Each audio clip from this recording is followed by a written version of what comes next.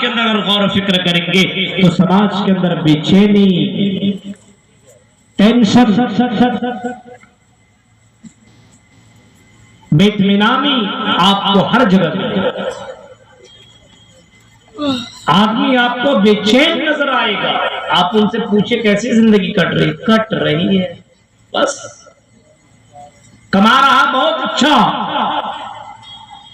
पैसे की कमी नहीं है, घर के अंदर 2 व्हीलर 4 व्हीलर सब मौजूद है, मोबाइल मौजूद है, अच्छा घर मौजूद है, लेकिन जब उनसे सवाल करो कि जिंदगी कैसी कट रही है, अरे कट रही है।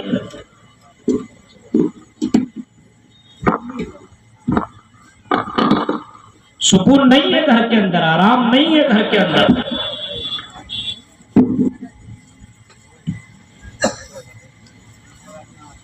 और इस टेंशन को दूर करने के लिए आज मुसलमानों ने कौन सा वो रास्ता है जिसको नहीं अपनाया हो? सारे उन रास्तों को अपनाया हो जिन रास्तों को इस्लाम ने हराम करार दिया है। उन तमाम रास्तों को आज मुसलमानों ने अपना लिया। जैसे कुफ्फारे मक्का टेंशन के मौके पे शराब पी लिया करते थे, और आज भी अगर गौर करेंगे तो ज्यादातर लोग अगर टेंशन में हो जाते हैं, परेशानी के आलम में होते हैं, अरे लाओ यार 2-4 पैक मार लेते, टेंशन दूर हो जाएगी। आज टेंशन को दूर करने के लिए गैरों का तरीका अपनाया जा रहा है, और शराब मुसलमान भी पीता चला जा रहा है।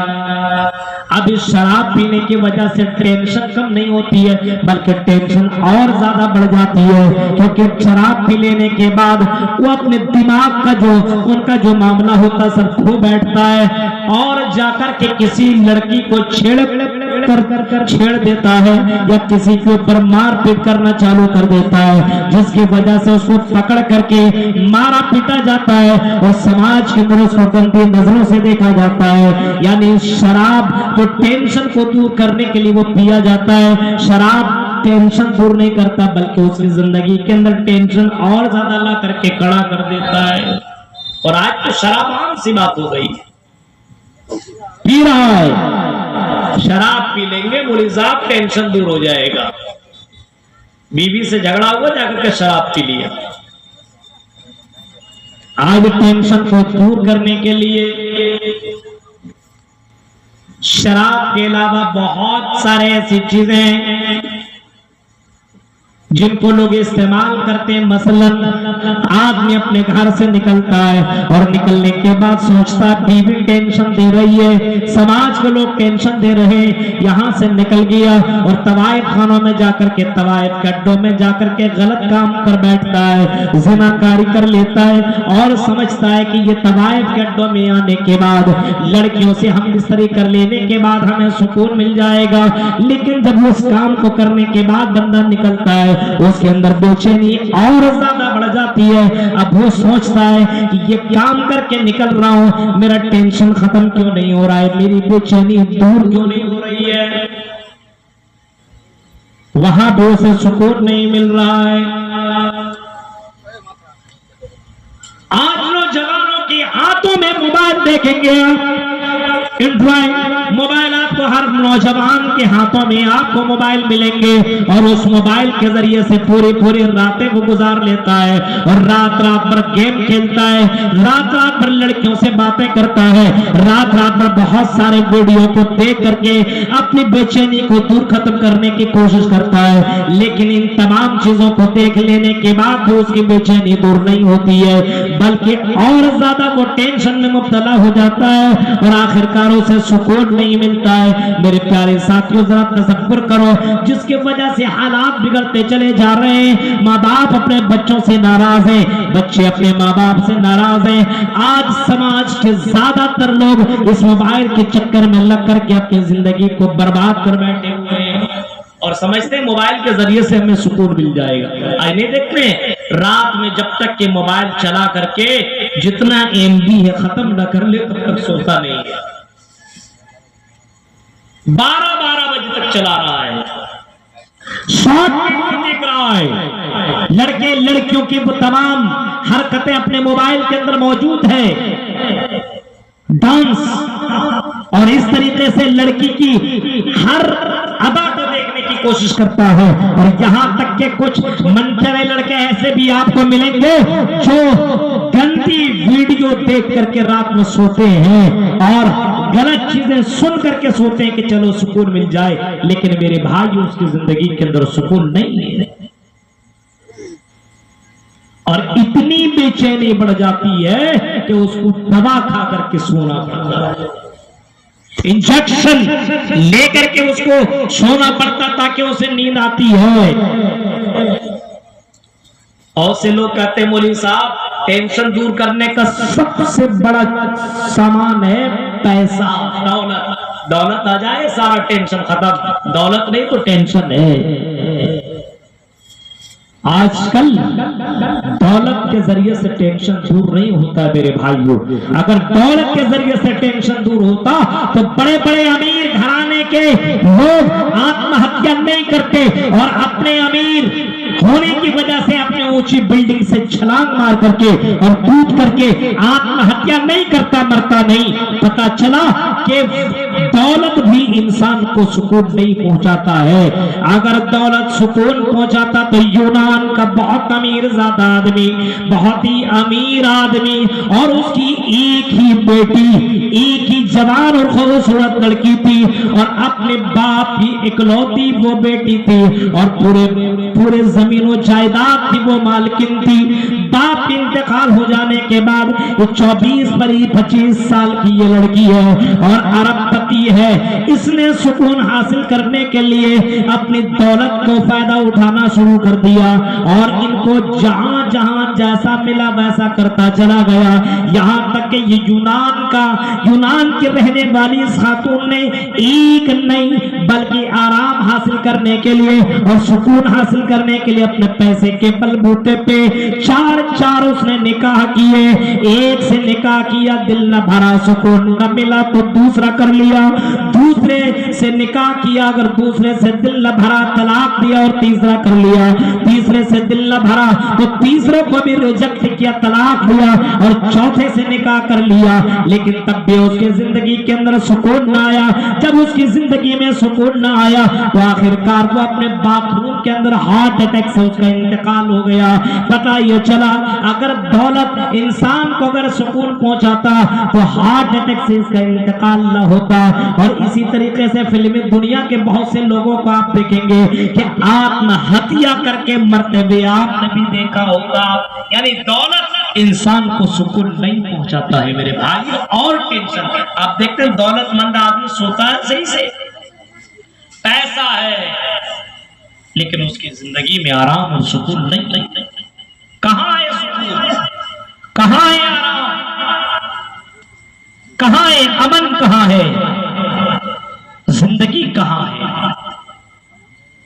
आओ हम कुरान से सवाल करते हैं, कुरान तू बता, आए कुरान तू बता। हमने दुनिया के हर खत्ते में सुकून ढूंढने की कोशिश की, शराब पी करके भी हमने सुकून हासिल करना चाहा। शराब का नशा जब तक बाकी रहा तब तक तो हम आराम से लए, लेकिन जैसे ही शराब का नशा टूटा वही बेचैनी आ गई जिना के जरिए से और लड़कियों के चक्कर में। और लड़कियों के पा करके आदमी सोचता हो सुकून हासिल कर ले। जब तक लड़कियों से मुलाकात करता है, मुलाकात कर लेने के बाद या किसी लड़का से मुलाकात कर लेने के बाद उसकी जिंदगी में बेचैनी आ जाती है। बार बार वही मनाजिर उसके सामने आते रहते हैं। आय अल्लाह मैंने कैसा गुनाह कर लिया, आदमी बेचैन हो जाता है। इसी तरीके से अगर कोई आदमी और भी गलत काम करता है उसे सुकून नहीं मिलता बल्कि बेचैनी और ज्यादा बढ़ जाती है। कुरान कहता है अल्लज़ीना आमनू वलम यल्बिसू ईमानहुम बिज़ुल्मिन उलाइका लहुमुल अम्न। जिन लोगों ने ईमान लाया और ईमान लाने के बाद, ईमान मतलब अल्लाह उसके रसूल के ऊपर ईमान लाने के बाद, आखिरत के ऊपर ईमान लाने के बाद, अल्लाह को अल्लाह मान लेने के बाद, रसूल को रसूल मान लेने के बाद, अल्लाह को अल्लाह मान लेने के बाद जुल्म नहीं किया। अल्लज़ीना आमनू वलम यल्बिसू ईमानहुम बिज़ुल्मिन, ईमान लाने के बाद उसने जुल्म नहीं किया, उसने शिरक नहीं किया, उसने तौहीद के साथ कोई कंप्रोमाइज नहीं किया, उसने अल्लाह के साथ किसी को शरीक नहीं किया। इतना तौहीद का मजबूत रहा कि अगर बेटा बेटी न मिला तो कचोचा शरीफ न भागा, किसी पीरों के दरगाहों के ऊपर न गया, किसी मजारों के पास न गया। बेटा बेटी नहीं मिला कोई मसला नहीं है, अरे अल्लाह रब्बुल आलमीन तो बेटा बेटी का मालिक है। लिल्लाहि मुल्कु समावाति वल अर्ज़ यख़्लुक़ु मा यशा यहबु लिमन यशा इनासम व यहबु लिमन यशा ज़ुकूर। वही अल्लाह जिसे चाहता बेटा देता है, और वही अल्लाह जिसे चाहता बेटियां देता है, और वही अल्लाह जिसे चाहता दोनों मिला करके देता है, और वही अल्लाह जिसे चाहता बांझ रख देता है। दुनिया की सारी ताकतें मिलकर के औलाद देना चाहे तो औलाद नहीं दे सकती है। उनका अकीदा इतना मजबूत कि शादी कर लेने के बाद 10-10 साल तक अगर बेटा बेटी न मिला तो दरगाहों के चक्कर न लगाया, किसी बाबा के पास और किसी पाखंडी मौलवियों के पास जाकर के उसने शिर्क की तावीज, उसने तावीज लेकर के अपने गले में बांध करके उसने अल्लाह के साथ जुल्म न किया, अल्लाह के साथ शिर्क न किया, यानी अल्लाह के ऊपर ऐसा भरोसा किया कि अल्लाह जिस तरीके से तूने इब्राहिम अलैहिस्सलातु वस्सलाम को अल्लाह 80 साल की जिंदगी में तूने इस्माइल अता किया था, जिस तरीके से तूने हजरत ज़करिया अलैहिस्सलाम को बुढ़ापे के उम्र में हजरत ज़करिया को यहया अता किया था। अल्लाह मेरा भी अकीदा और मेरा भी ईमान इतना मजबूत है कि अल्लाह तेरे अलावा कोई बेटा बेटी देने वाला नहीं है। लेकिन आज मुसलमानों का अकीदा देखिए, अगर शादी हो जाए और 2 साल तक 4 साल तक बच्चा बच्ची ना हो, नहीं कर रहे हो, वहां जाओ ना, वहां जाओ। आज मुसलमानों का अकीदा बहुत कमजोर हो चुका है, ईमान बहुत कमजोर हो चुका है। यहां कारोबार में अगर बरकत ना हो रही हो, बिजनेस ना बढ़ रहा हो, तो मौलवियों के दिए हुए तावीज बांध दिया, कुरान की आयतों को लटका दिया। क्यों भाई? इन कुरान की आयतों को लटकाने के बाद क्या बरकतें आती है? कुरान के पढ़ने से बरकत है, कुरान के लटकाने से बरकत नहीं होती है। मुसलमानों के अंदर ये भी एक गड़बड़ी है, ये भी एक शिर्क है, और ये भी एक बहुत बड़ा रस्म है कि आज मुसलमानों के घरों के अंदर आप कुरान के नुस्खों को लटके हुए देखेंगे, लेकिन कुरान की आयतों को पढ़ते हुए आपको नजर बहुत कम आए। आज देखिए कोई कमा रहा है और वो तरक्की करने लगा, तो दूसरा आदमी उसको देख करके जलने लगा, अरे वो आगे कैसे बढ़ रहा है, मैं पीछे कैसे हूं। और उसकी बीवी, अरे तू क्या कर रहा है, उसको देखो, अपने बीवी को कितने खूबसूरत साड़ी और कितने खूबसूरत घड़ी मोबाइल ला करके दे रहा, तुम क्या कर रहे हो। अब ये आदमी बीवी के उसमें टेंशन में आकर के ये गलत रास्ते को अपना लेता है। अब कमाई तो इसकी कम हो रही है, लेकिन वो हराम के अड्डों को अपनाता है और हराम तरीके से कमाने की कोशिश करता है। अल्लाह के नबी सल्लल्लाहु अलैहि वसल्लम ने फरमाया, याती अलन्नास ज़मानुन ला युबालिल मरउ बिमा ग़ज़ा मिन्हुल माल अमिनल हलाल अमिनल हराम। एक दौर ऐसा आएगा, एक जमाना ऐसा आएगा कि लोग हलाल और हराम की जर्रा बराबर परवाह न करेंगे। दौलत के मामले में इतना ज्यादा आदमी डूब जाएगा और इतना आदमी उस मामले में गफलत में चला जाएगा कि हलाल और हराम की जर्रा बराबर उसको तमीज ना होगी। पैसा आना चाहिए, चाहे हलाल तरीके से हो या हराम तरीके से हो, आदमी कमाने के चक्कर में हलाल और हराम को भूल जाएगा और दौलत कमाने के लिए आदमी बेतहाशा मेहनत करेगा। हलाल तरीके से हो या हराम तरीके से हो, पैसा आना चाहिए। आज देखिए मुसलमानों को कितने लोन वाले कारोबार कर रहे हैं, मोबाइल भी लोन में उठा रहा है। 25,000 का मोबाइल आपको मिल रहा है, लोन में अगर ले रहे हो हर महीना 2500 भरना, 2000 भरना, 2200 भरना, 25,000 वाला 30,000 में आपको मिल रहा दे रहा आकर के। औरतों के अंदर ये चीजें आ चुकी है, मर्दों के अंदर ये चीजें पहुंच चुकी है। इस्लाम में बढ़ा चढ़ा करके देना और बढ़ा चढ़ा करके लेना दोनों।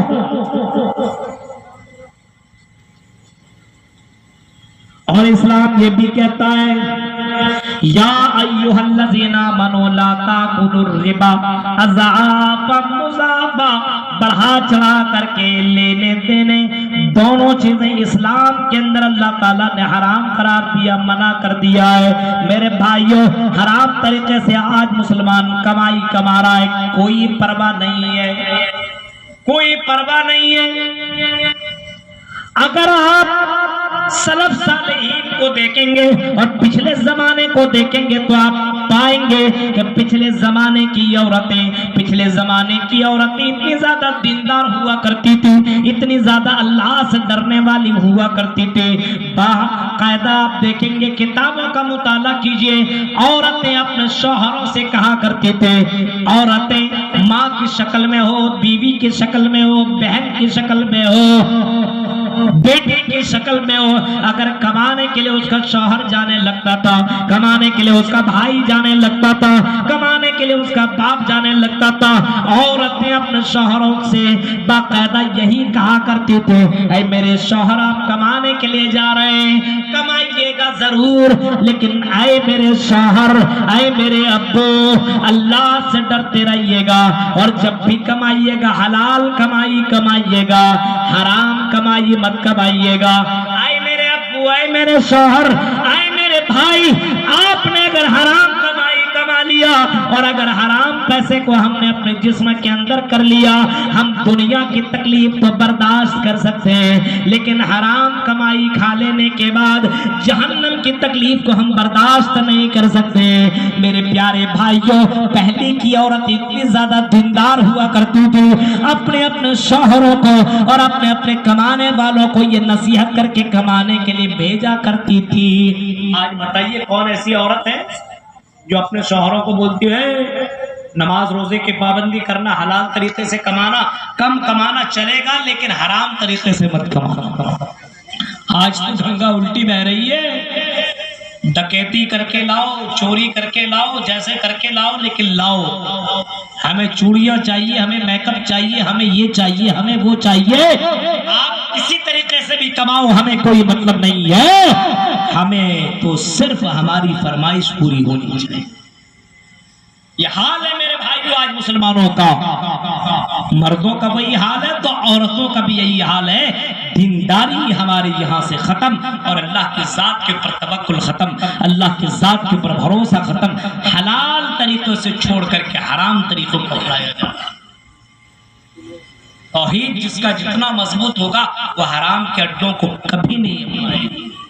उसे मालूम है कि अल्लाह ताला ने मेरे तकदीर में जितना लिखा हुआ है, दुनिया की कोई भी ताकत हमसे वो चीज ले नहीं सकती है। जितना लिख दिया है इतना कमाओगे, उतना तुम कमाओगे। मेरे भाइयों, अगर अल्लाह ने लिखा है कि तुम जिंदगी में इतना कमाओगे तो उतना तुम कमा करके रहोगे। अल्लाह ताला ने इंसानों को पैदा करने से 50,000 साल पहले उसकी तकदीर को भी लिख दिया है। तकदीर के ऊपर ईमान लाना जरूरी है। जब अल्लाह ने तेरी तकदीर में ये लिखा हुआ है कि तू इतना कमाएगा तो हराम तरीकों को क्यों अपना रहा है? हलाल तरीके से उतना ही कमाएगा। अगर तूने हराम तरीके से कमाना शुरू किया तब भी उतना कमाएगा, हलाल तरीके से कमाता तब भी तू उतना कमाएगा। इसी वजह से मेरे भाइयों, तकदीर के ऊपर ईमान लाना जरूरी है। जिसकी तौहीद जितने मजबूत होगी उनका ईमान उतना मजबूत होगा और तकदीर के ऊपर भी वो ईमान रखेगा। आज मुसलमानों का ईमान बहुत ही ज्यादा कमजोर हो गया। इस वजह से अपने समाज के अंदर आप देखिए जहेज का कारोबार भी बढ़ गया है। जहेज का कारोबार हर जगह। यह हराम तरीके से पैसा कमाना नहीं है। आपके यहाँ क्या जहेज नहीं चलता है? आप किया जहेज नहीं चलता। बताइए, हराम तरीके से आप पैसे ले रहे हो, हराम तरीके से उसके घर से जेवरात, उसके घर से सामान अपने घर में पहुंचवा रहे हो। इस्लाम ने इन तमाम चीजों को बाकायदा हराम करार दिया है और इन तमाम रास्तों को इस्लाम ने रोका है। अगर देने और लेने की बात होती तो मोहम्मद रसूलुल्लाह अपनी चार बेटियों का आपने निकाह किया, आपने अपनी बेटियों के लिए सारी चीजें दे सकते थे, लेकिन मेरे भाइयों मोहम्मद रसूलुल्लाह के निकाह और मोहम्मद रसूलुल्लाह ने अपनी बेटियों का निकाह किया तो आप उनके वाकयात आज हमारे यहाँ हराम रास्ते आपको मिले। तौहीद के अंदर गड़बड़ी, तौहीद नहीं है हमारी। तौहीद और ईमान, ये दोनों चीजें हमारे यहाँ कमजोर है। ईमान तो इतना कमजोर, अगर मोबाइल यहाँ पे भूल जाए कोई और सुबह आकर के देखे जलसा में जितने हैं सब तो मुसलमान ही है, और अगर मोबाइल भूल जाए, 500 रुपया भूल जाए, तो सुबह में आकर के देखेगा उसको मोबाइल मिलेगा? ईमानदारी से बताइएगा। और ऐलान भी करेगा माइक से, बोली साहब कि यहाँ पे किसी का मोबाइल गायब हो गया था, रात में छूट गया था, अगर किसी भाई को मिला हो तो ला करके दे दे। ऐसा लगेगा कोई फरिश्ता लेके भाग गया, मिलेगा ही। ईमान कहाँ है मेरे भाई? पहले के लोग कितने ज्यादा ईमान वाले थे, जरा गौर करो, सोचो। दूसरे का सामान उठाना कभी भी वो पसंद नहीं करते थे, दूसरे का सामान उठाना उनको गवारा नहीं था। आपने अब्दुल्ला मुबारक का नाम भी सुना होगा, बहुत बड़े मुहद्दिस गुजरे हुए, बहुत बड़े मुहद्दिस गुजरे हुए। उनको बागीचे के मालिक ने अपने बागीचे के देख रेख के लिए रखा, अपने घर में, अपने बागीचे में रखा कि मेरा इतना बड़ा बागीचा, इसकी देख रेख तुम करते रहना और इसकी हिफाजत तुम्हारी जिम्मेदारी है, उसको तुम देखते रहना। ये अब्दुल्ला उस बागीचे की हिफाजत करने लगा और ये बागीचे का मालिक कहीं चला गया और 6-7 महीने के बाद, 1 साल के बाद वापस आता है, और सिर्फ अकेले नहीं आता बल्कि अपने दोस्तों के साथ वापस आता है। और वापस आने के बाद गुलाम से कहता है, जरा मुबारक लेकर के आओ, मुबारक लेकर के आओ, कुछ फल हमें भी तो खिलाओ। मीठे मीठे मेरे दोस्त आए, मेरे फ्रेंड आए, अच्छे अच्छे मीठे फल लेकर के आओ। ये मुबारक